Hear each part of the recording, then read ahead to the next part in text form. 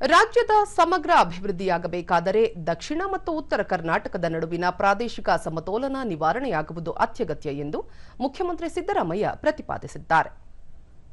ವಿಧಾನ ಪರಿಷತ್ತಿನಲ್ಲಿ ಉತ್ತರ ಕರ್ನಾಟಕದ ಮೇಲಿನ ಚರ್ಚೆಗೆ ಉತ್ತರ ನೀಡಿದ ಅವರು, ರಾಜ್ಯದ ಒಟ್ಟು 6.95 ಕೋಟಿ ಜನಸಂಖ್ಯೆಯಲ್ಲಿ ಉತ್ತರ ಕರ್ನಾಟಕದ ಪಾಲು ಸುಮಾರು 2.96 ಕೋಟಿ ಇದೆ. ಅಂದರೆ 42% ಇದ್ದು ಉಳಿದ 58% ಜನ ದಕ್ಷಿಣ ಕರ್ನಾಟಕದಲ್ಲಿದ್ದಾರೆ. ರಾಜ್ಯದ ಒಟ್ಟು 31 ಜಿಲ್ಲೆಗಳಲ್ಲಿ 14 ಜಿಲ್ಲೆಗಳು ಉತ್ತರ ಕರ್ನಾಟಕ ಭಾಗಕ್ಕೆ ಸೇರುತ್ತವೆ. ರಾಜಕೀಯವಾಗಿ ನೋಡಿದರೆ ಒಟ್ಟು 224 ವಿಧಾನಸಭಾ ಕ್ಷೇತ್ರಗಳ ಪೈಕಿ 97 ಕ್ಷೇತ್ರಗಳು ಕಲ್ಯಾಣ ಕರ್ನಾಟಕ ಮತ್ತು ಕಿತ್ತೂರು ಕರ್ನಾಟಕ ಭಾಗದಲ್ಲಿವೆ. ಇಷ್ಟೊಂದು ದೊಡ್ಡ ಪ್ರಮಾಣದ ಪ್ರಾತಿನಿಧ್ಯವಿದ್ದರೂ ಈ ಭಾಗವು ಅಭಿವೃದ್ಧಿಯಲ್ಲಿ ಹಿಂದುಳಿರುವುದು ಕಳವಳಕಾರಿ ಸಂಗತಿಯಾಗಿದೆ ಎಂದರು. ಬೆಂಗಳೂರು ಹಾಲು ಒಕ್ಕೂಟದಲ್ಲಿ ಪ್ರತಿದಿನ 17 ಲಕ್ಷ ಲೀಟರ್ ಹಾಲು ಉತ್ಪಾದನೆಯಾಗುತ್ತಿದ್ದರೆ ಕಲಬುರಗಿ ಹಾಲು ಒಕ್ಕೂಟದಲ್ಲಿ ಕೇವಲ 67,000 ಲೀಟರ್ ಉತ್ಪಾದನೆಯಾಗುತ್ತಿದೆ.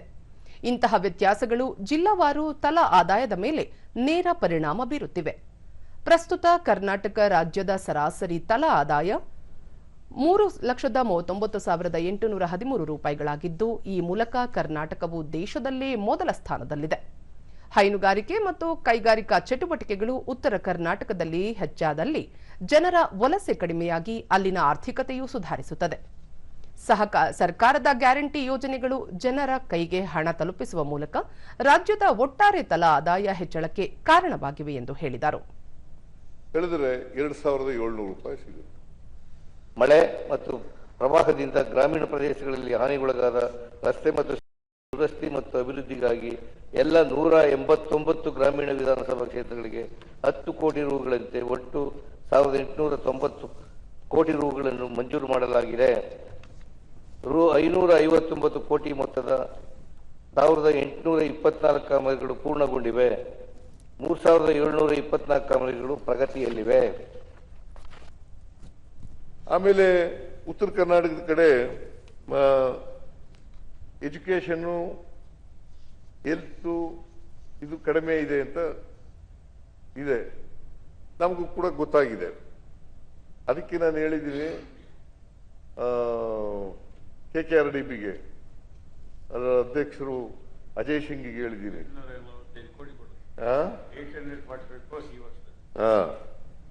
ಎಜುಕೇಶನ್ಗೆ ಹೆಲ್ತ್ಗೆ ಒತ್ತು ಕೊಡಿ ಅಂತ ಹೇಳಿದ್ದೀನಿ.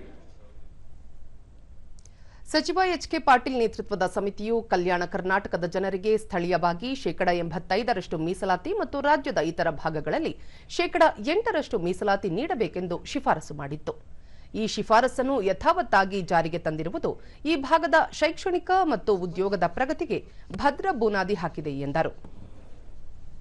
ಅದಾದ್ಮೇಲೆ ಇಷ್ಟಕ್ಕೆ ನಿಲ್ಲಿಸಿದ್ದಿಲ್ಲ. ನಮ್ಮ ಸದಸ್ಯರು ಹಾಗೂ ಅವತ್ತಿನ ವಾತಾವರಣ ಹಿರಿಯರೆಲ್ಲರ ಸಲಹೆ ತಗೊಂಡು 8% ನಮ್ಮ ರಾಜ್ಯದ ಎಲ್ಲ ಭಾಗಗಳಲ್ಲಿಯೂ ಇರ್ತಕ್ಕಂಥ ಶಿಕ್ಷಣ ಸಂಸ್ಥೆಗಳಿರಲಿ, ವಿಶ್ವವಿದ್ಯಾಲಯಗಳಿರಲಿ